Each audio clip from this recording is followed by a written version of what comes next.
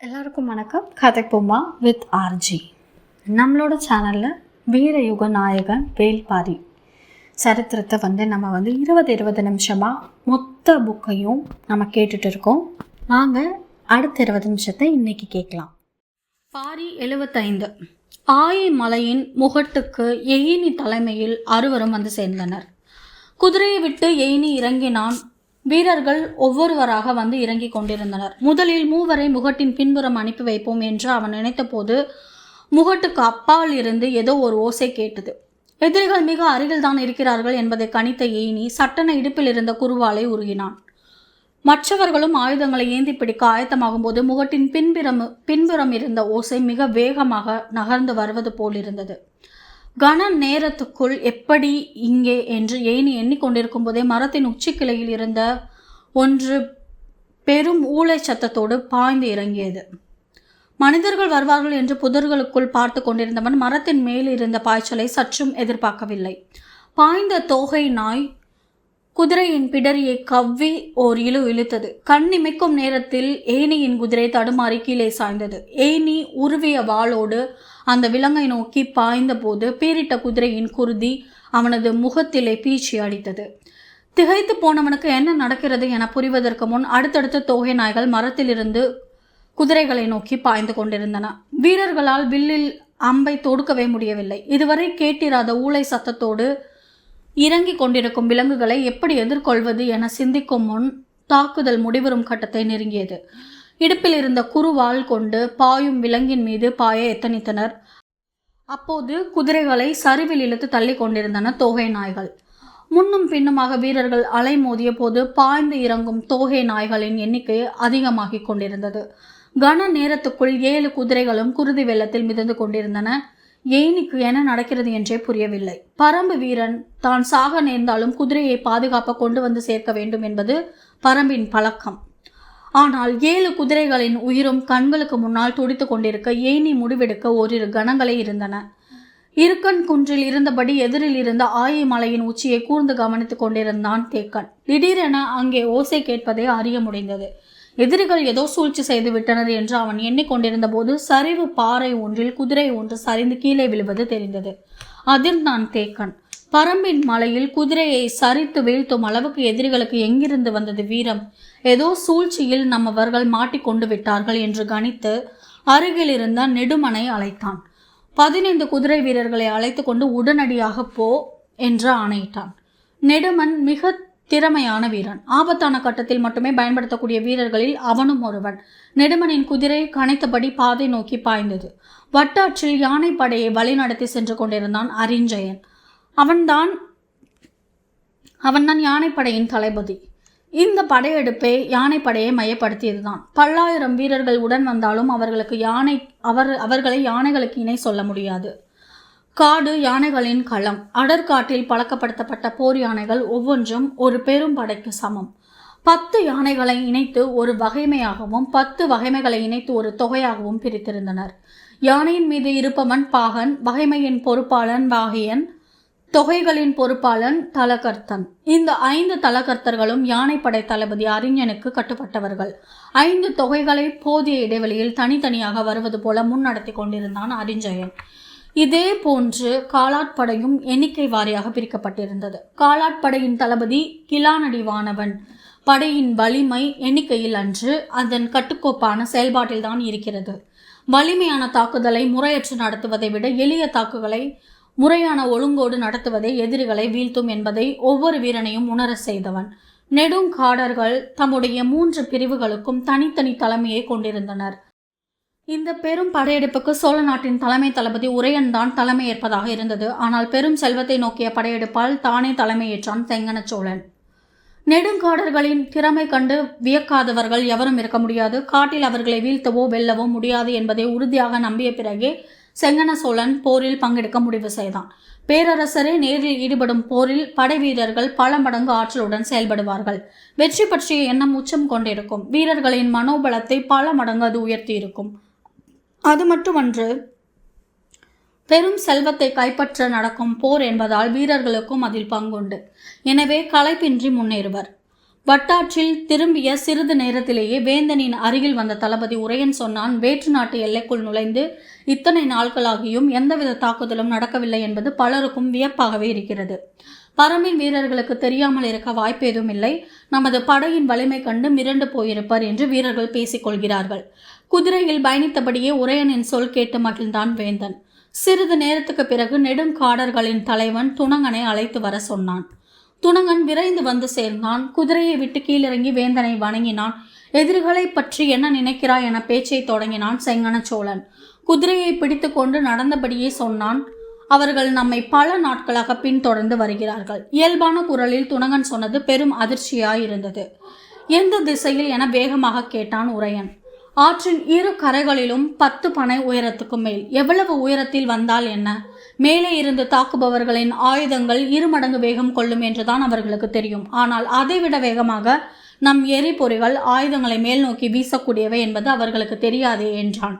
செங்கன சோழன் துணங்கனை பார்த்தபடி கேட்டான், எத்தனை பேர் இருக்கிறார்கள்? களையும் பறவைகள் வெகு தொலைவு செல்வதில்லை. அருகில் இருக்கும் மரங்களிலேயே உட்கார்ந்து விடுகின்றன. எனவே எண்ணிக்கை சில நூறுகளாகத்தான் இருக்கும். எதிரிகளின் படை நகர்வை பறவைகளை வைத்தே கணிக்கிறான் என அறிந்தபடி அவர்களின் திட்டம் என்னவாக இருக்கும் என கருதுகிறான் என கேட்டான். முடிவெடுக்க முடியாத குழப்பமாக இருக்கும். ஏன்? இந்த பாதையை எப்படி தெரிவு செய்தார்கள்? எதை நோக்கி போகிறார்கள்? இந்த கொடும் கோடையிலும் இவ்வளவு பெரும் படைக்கு எப்படி நீர் ஆதாரத்தை உருவாக்குகிறார்கள் என எல்லாமே அவர்களுக்கு விடையில்லாத கேள்விகள் தான். விடையில்லாத கேள்விகளோடு போரிடுபவனுக்கு உள்வலிமை இருக்காது. பாரி மிக சிறந்த வீரன். எனவே இந்த கேள்விகளுக்கு விடை கண்டறியாமல் தாக்குதலை தொடங்க மாட்டான். ஒரு கணம் திகைத்து போனான் செங்கன சோழன். பல்லாயிரம் படை வீரர்களோடு பரம்புக்குள் இத்தனை நாட்களாக ஊடுருவி வந்துவிட்ட நிலையிலும் தன் தளபதி ஒருவன் பாரியின் வீரத்தை வியந்து பேசுவது அவனுக்கு அதிர்ச்சியை கொடுத்தது. ஆனால் நெடுங்காடனை தன் சொந்த தளபதியைப் போல அணுகிவிட முடியாது. எனவே உணர்வை வெளிக்காட்டாமல் கேட்டான், நீ பாரியை பார்த்திருக்கிறாயா? அருகில் பார்த்ததில்லை, மிக தொலைவில் பார்த்திருக்கிறேன். எப்போது? இன்று. செங்கன சோழன் கடிவாளத்தை இழுத்து நிறுத்தினான். குதிரை கனைத்து நின்றது. காலையிலிருந்து இங்கேதானே இருந்தாய், அவனை எங்கே பார்த்தாய்? சற்றே சிரித்தான் துணங்கன். நான் மேல்காடன் என்பதை நீங்கள் மறந்துவிட்டீர்கள். உரையன் விரைந்து கேட்டான், 10 பனை உயரத்தை நம் எரிபொறிகளால் துல்லியமாக தாக்க முடியும். அவன் எந்த திசையில் வருகிறான்? உடனடியாக சொல். துணுங்கன்மன் சொன்னான், 10 பனை உயரத்தில் வருவது அவன் படைகள் மட்டும்தான். அவன் வருவதோ மலையின் உச்சி முகட்டில். செங்கன சோழனும் உரையனும் சட்டென மலைமுகட்டை அண்ணாந்து பார்த்தனர். கதிரவன் ஒளி மேல் விளிம்பில் பட்டு தெரித்து கொண்டிருந்தது. கூசிய கண்களை சிமிட்டியபடி கேட்டனர், அங்கு வருவதை இங்கிருந்து பார்த்தாயா? ஆம் என தலையசைத்தான் துணுங்கன். அவன் பாரி என்று எப்படி முடிவு செய்தாய்? இவ்வளவு பெரும் படையை முழுமையாக பார்க்கவும் கணிக்கவும் ஒருவன் எந்த உயரத்தை தேர்வு செய்கிறான் என்பதை வைத்தே சொல்லிவிடலாம் அவன் யாராக இருக்கலாம் என்று. 4 நாட்களாக அவன் மேலும் செல்லாமல் கீழும் இறங்காமல் ஒரே மட்டத்தில் வந்து கொண்டிருக்கிறான். 4 நாட்களாக பார்க்கிறாயா? ஆம், அதனால்தான் இன்று முடிவுக்கு வந்தேன் அவன் பாரியாகத்தான் இருக்கும் என்று. சோழப்படை காலையில் வட்டாற்றில் திரும்பியவுடன் இடப்புறம் இருந்த பிட்டனும் வலப்புறம் இருந்த ராவதனும் மிகவும் மகிழ்ந்தனர். எவியூர் நோக்கி வந்தவர்கள் திசை அறியாமல் மாறிவிட்டனர் என்ற முடிவுக்கு போயினர். அது மட்டுமன்று, வட்டாறு பெரும்பாறை அடுக்குகளை அடிநிலமாக கொண்டது. எனவே இவர்களால் அதிக தொலைவு செல்ல முடியாது. நீராதாரம் இல்லாமல் படை தவித்து அலையும் நிலை ஏற்படும். அதுவே நமது தாக்குதலுக்கான சரியான நேரமாக இருக்கும். அதற்காகவே பாரி காத்திருக்கிறான் என நினைத்தனர். ஆனால் எதிரிகளின் படை வட்டாற்றில் திரும்பியதும் பாரியின் குழப்பம் மேலும் அதிகமானது. எதிரிகள் எதை நோக்கி சென்று கொண்டிருக்கின்றனர்? இந்த கேள்விக்கு கிடைக்கும் விடை பாரியை உள்ளுக்குள் உழுக்குவதாக இருந்தது. நெடுமனின் தலைமையிலான படை இருக்கன் குன்றினை கடந்து ஆயிமலையின் பாதி தொலைவுக்கு போயிருக்கும் போது எதிர்ப்புற மரக்கிளைகளிலிருந்து தோகை நாய்கள் பாய்ந்து இறங்கின. நீள்வாய் நாய்களின் கோர பற்களும் பாயும் வேகமும் யாரையும் கன நேரத்தில் நிலைக்குலைய செய்பவை. உச்சி கிளையிலிருந்து பாய்ந்து இறங்கிய அவற்றை நோக்கி வாளை உருவிய போது நெடுமன் சரிந்து கீழே கிடந்தான். கண்ணிமைக்கும் நேரத்தில் மரங்களின் மேலிருந்து இடைவிடாமல் அவை பாய்ந்து கொண்டிருந்தன. அவை இடும் ஊளையின் ஆவேசம் குதிரைகளை மிரளச் செய்தது. குதிரைகளின் கனைப்பொலி பாதியில் அறுபட எழும் ஊளையின் ஓசை தேக்கன் இருக்கும் இடம் வரை எதிரொலித்தது. பொழுது மங்கிக் கொண்டிருந்தது. ஆயிமலையின் கிழக்கு புற சரிவு பரம்பின் பகுதி. அதில் பாதி தொலைவுக்கு எதிரிகள் வந்துவிட்டார்கள் என்பதை தேக்கனால் நம்பவே முடியவில்லை. உடனடியாக முழு குதிரை படையுடன் அந்த இடம் போக ஆயத்தமானான். வீரர்கள் வேக வேகமாக குதிரையில் ஏறி புறப்படும் பொழுது உடல் எங்கும் குருதி கொட்ட அடர் காட்டுக்குள்ளிருந்து மேலேறி வந்தான் ஏனி. குதிரை புறப்பட போகும் கணத்தில் காட்டின் அசைவுகளைக் கண்டு நிறுத்தினான் தேக்கன். உள்ளிருந்து ஏனி வெளியேறி வந்த காட்சி தேக்கனை உலுக்கியது. ஓடிப்போய் அவன் சரிந்து விடாமல் பிடித்தான். குற்றுயிராக வந்த ஏனி சொன்னான், உடனடியாக இங்கு இருக்கும் குதிரைகளை காப்பாற்றுங்கள், இங்கு நிறுத்த வேண்டாம். இடப்புற சரிவில் இருக்கும் குகைகளில் அவற்றை அடைத்து வீரர்களை பாதுகாப்புக்கு நிறுத்துங்கள். தேக்கனோடு இருந்த யாருக்கும் எதுவும் புரியவில்லை. போரில் ஈடுபடத்தானே குதிரைகள், அவற்றை ஏன் குகையில் அடைத்து காக்க வேண்டும் என கேட்டான் ஒருவன். பேச நேரமில்லை. புது வகையான விலங்கு ஒன்றை ஏவி விட்டுள்ளான் சேரன். அவை கன நேரத்தில் குதிரையின் கழுத்தை கடித்து இழுத்து விடுகிறது. நாம் எது செய்தும் அதை தடுக்க முடியாது. அது பறக்கும் ஓநாய் போல் இருக்கிறது என்றான். நீ பயம் கொள்ளாதே, நெடுமன் 15 குதிரை வீரர்களோடு போயுள்ளான், அவற்றை வெற்றி சாய்த்து விடுவான் என்று வீரன் ஒருவன் சொல்லி முடிக்கும் முன் ஏனி சொன்னான், அவற்றில் ஒரு குதிரை கூட தப்பி பிழைக்காது. உடனடியாக மீதி இருக்கும் குதிரைகளை கொண்டு செல்லுங்கள். ஏனி சொன்னவுடன் வேறொரு வீரன் ஏதோ மறுசொல் சொல்ல முனைந்தான். ஆனால் தேக்கன் தடுத்து விட்டான். ஏனி இவ்வளவு அழுத்தமாக சொல்கிறான் என்றால் அதை நாம் எளிதாக எடுத்துக்கொள்ளக்கூடாது. அனைத்து குதிரைகளையும் கீழ்ப்புறம் இருக்கும் குகை புடைவுகளில் அடைத்து காவல் இருங்கள். காலாட்படை வீரர்கள் பாதி பேர் என்னோடு வாருங்கள், மீதி பேர் குதிரை வீரர்களோடு இணைந்து காவல் இருங்கள் என்று சொல்லிவிட்டு நெடுமன் போன திசையை நோக்கி ஓடத் தொடங்கினான் தேக்கன். மற்ற வீரர்கள் அவனுடன் சேர்ந்து ஓடினர். சிலர் ஏனியை தூக்கி கொண்டு மருத்துவரை நோக்கி ஓடினர். மற்றவர்கள் குதிரையை காக்கும் பணியில் ஈடுபட்டனர். கதிரவன் ஒளி முழுமுற்றாக மங்கிய போது குதிரை பாதையில் ஓடிக்கொண்டிருந்தான் தேக்கன்.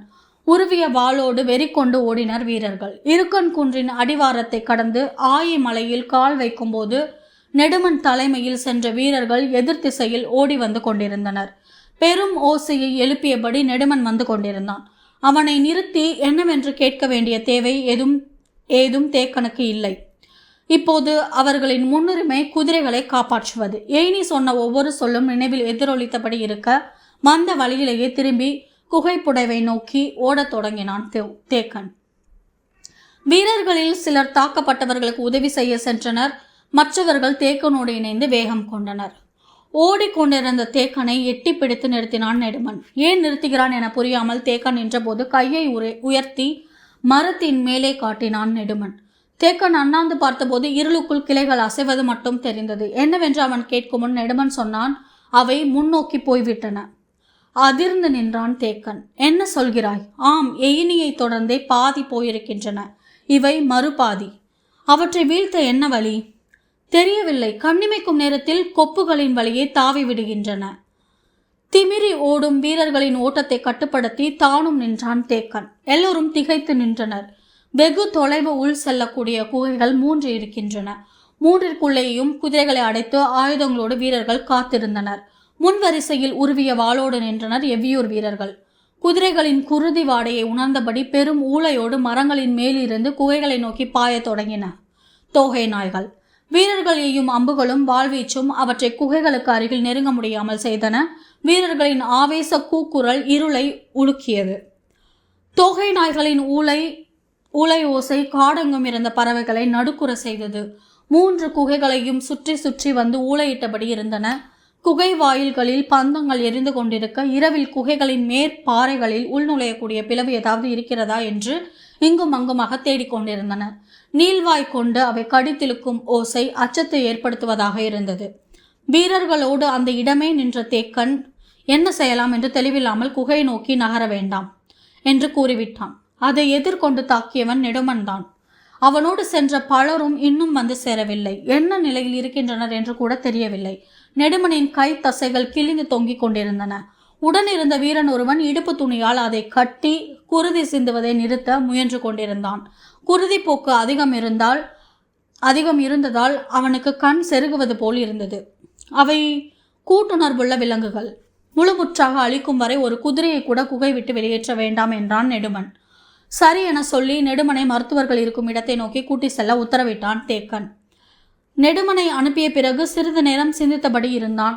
ஏனியும் நெடுமனும் அவற்றின் தாக்குதலை கன நேரம் கூட எதிர்கொள்ள முடியவில்லை. கூட்டுணர்வுள்ள விலங்குகள் முன்புறம் தாக்கும் போதே பின்புற கால்களை கவ்வி இழுக்கும் பழக்கம் கொண்டவை. அறிவு கூர்மை மிக்கவை. இந்த காட்டில் இல்லாத விலங்கினம் இது.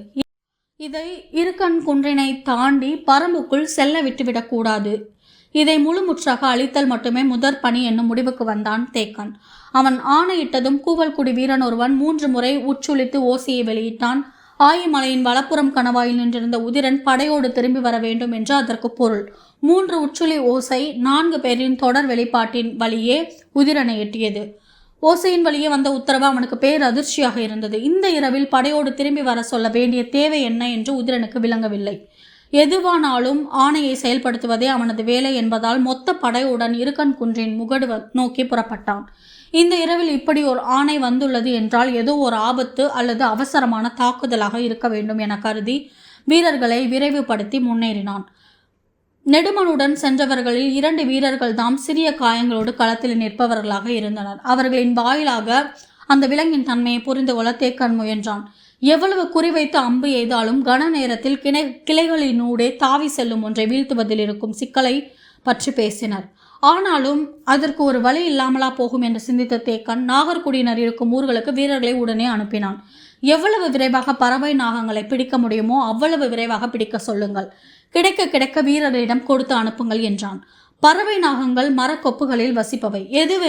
எது ஒன்று மரத்தின் மீது அசைகிறதோ அதை நோக்கி கண்ணிமைக்கும் நேரத்தில் பாய்ந்து கவ்வும் ஆற்றல் கொண்டவை. எனவே அவற்றை பிடித்து வர ஏற்பாடு செய்தான். ஆனால் பறவை நாகங்களை தேடி கண்டறிவதெல்லாம் எளிய செயல் என்று. அப்படியே கிடைத்தாலும் 1-2 தான் கிடைக்கக்கூடும். ஆனால் இங்கு வந்துள்ள நீள்வாய் நாய்களோ எண்ணற்றவை. வேறென்ன வழிகள் இருக்கின்றன என சிந்தித்தனர். பொழுது விடிய சிறிது நேரம் இருக்கும்போது உதிரனின் படையணி வந்து சேர்ந்தது. நிலைமையை அவனுக்கு விளக்கினர். தாக்கும் திட்டம் ஒன்று உருவானது. பொழுது விடிந்ததும் குகைகளை காத்து நிற்கும் வீரர்களும் அவற்றுக்கு எதிர்ப்புறமாக காட்டுக்குள் நிற்கும் தேக்கன் தலைமையிலான வீரர்களும் ஒரே நேரத்தில் குகைகளை சுற்றி மரங்களின் மீது பாறைகளின் மீதும் அம்பு எய்தி தாக்குவோம். 5 வரிசையாக குறிப்பிட்ட நேர இடைவெளியில் வீரர்களின் அம்புகள் காற்றை கிழிக்கையில் நீலவாய் நாய்கள் ஒரு கொப்பிலிருந்து மறு கொப்புக்கு தாவினால் கூட அவற்றால் எளிதில் தப்ப முடியாது என்றான் தேக்கன். திட்டம் உருவானது. குகைகளின் வாசல்களிலும் காட்டுக்குள்ளும் வீரர்கள் ஆயத்த நிலையில் இருந்தனர். பொழுது விடிந்தது. காடெங்கும் இருக்கும் பறவைகள் ஓசை எழுப்பிக் கொண்டிருந்தன.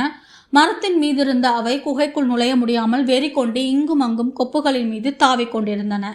மரக்கொப்புகளை நோக்கி அண்ணாந்து பார்த்தபடி நானேற்றி காத்திருந்தனர் வீரர்கள். பாம்பின் சீற்றம் போன்ற ஓசை தேக்கனின் குரல் வலையிலிருந்து வெளிவந்த போது காற்றெங்கும் அம்புகள் சீறி பாய்ந்தன. குறிப்பிட்ட இடைவெளியில் அடுத்தடுத்து எகிரி கொண்டிருந்தன அம்புகள். ஊளையின் ஓசை காதை துளைத்து கொண்டிருந்தது. அம்புகளை எய்து முடித்த பிறகு பார்த்தனர். எந்த நீள்வாய் நாயும் கீழே விழவில்லை. அம்பு தைக்கப்பட்டவை கூட ஓசை எழுப்பியபடியே கொப்புகளில் தாவி வெளியேறித்தான் ஓடின. இத்தனை 100 அம்புகளுக்கு தப்பி அவற்றின் பாய்ச்சல் இருப்பது பேரதிர்ச்சியை கொடுத்தது. 1-2 புதர்களில் விழுந்து கிடக்கலாம் என வீரர்கள் தேடி கொண்டிருக்கும் போது தேக்கனும் உதிரனும் மரக்கொப்புகளையே உற்று பார்த்து கொண்டிருந்தனர். தாக்குதலின் போது எழுந்த பேரூளையினூடே காடு நடுங்கியது. பறவை நாகங்கள் வந்தாலும் பெரிதாக பயன் கிடைக்காது போல தோன்றியது. தாக்குதலின் முதல் நாளே தேக்கன் தலைமையிலான படை 20க்கும் மேற்பட்ட குதிரைகளை இழந்துவிட்டது. மாபெரும் வீரர்கள் நிறைந்த படையணி இது. அப்படி இருந்தும் இந்த பேரிழப்பு ஏற்பட்டுள்ளது. இந்த இழப்பை பற்றி சொன்னால் யாரும் நம்ப மாட்டார்கள். தங்களாலே நம்ப முடியாத இந்த உண்மையின் மீது நின்றுதான் அவர்கள் அடுத்த கட்டத்தை பற்றி சிந்தித்துக் கொண்டிருந்தனர். அப்போது உதிரன் சொன்னான், கரும்பாக்குடியின் வீரர்கள் எண்ணற்ற நாய்களை தங்களின் குடிலில் வைத்திருந்தனர். அவற்றில் எதுவும் அவர்கள் கொண்டு வந்ததில்லை. எல்லாம் வந்த இடத்தில் பழக்கியவை. நாயினங்களை பற்றிய பல நுட்பங்கள் அவர்களுக்கு தெரிவதாக நமது மருத்துவர்களும் சொன்னார்கள். நான் உடனடியாக போய் இங்கேனிடம் பேசி பார்க்கிறேன். இந்த வகை நாய்களை எப்படி வீழ்த்துவது என அவன் ஏதேனும் ஆலோசனை சொல்லக்கூடும் என்றான்.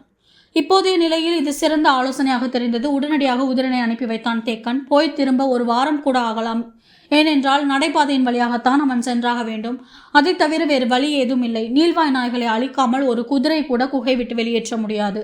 உதிரன் 3 வீரர்களோடு அடற்காற்றை ஊடறுத்து ஓடத் தொடங்கினான். நாகர்குடியை பார்க்க போனவர்களில் ஓரிருவராவது இன்று பறவை நாகங்களோடு வருவார்களா என்று தேக்கன் சிந்தித்துக் கொண்டிருந்தான். குகைப்பாறையின் மேல்நிலையில் நின்றிருந்த வீரர்கள் தேக்கனை நோக்கி கையசைத்து அழைத்தார்கள். தேக்கன் பாறையின் மீது ஏறி நின்று அவர்களை கை காட்டிய திசையில் பார்த்தான். உதிரனின் தலைமையிலான படையை திருப்பி அழைத்து கொண்டதால் பாதுகாப்பற்றி இருந்தது ஆயிமலையின் வலப்புற கணவாய் பகுதி. அதன் விளிம்பில் பெரும் படை ஒன்று பரம்பின் காட்டுக்குள் போய்க் கொண்டிருந்தது. இத்தனை ஆண்டு கால போர் அனுபவத்துக்கு பிறகு ஒரு எதிர்ப்பு கூட இல்லாமல் பரம்புக்குள் நுழைந்தது சேரனின் படை. இரு கைகளிலும் ஏற்றிய ஆயுதங்களோடு பேரோசை முழங்க முன் சென்றான் எகல்மாடன். இதோட பரம்பு மலையின் நாயகன், இயற்கையின் நண்பன் வேள்பாரியோட நம்ம பண்ணிகிட்ருக்கிற பயணத்தை, இன்றைக்கான பயணத்தை இதோடு நம்ம முடிச்சுக்கலாம். நாளைக்கு மேற்கொண்டு ஆரம்பிக்கலாம். இந்த பதிவு உங்களுக்கு பயனுள்ளதாக இருந்துச்சுன்னா கதைப்போமா வித் ஆர்ஜி சேனலை லைக் பண்ணுங்கள், ஷேர் பண்ணுங்கள், கமெண்ட் பண்ணுங்கள், கண்டிப்பாக சப்ஸ்கிரைப் பண்ணுங்கள். தேங்க்யூ.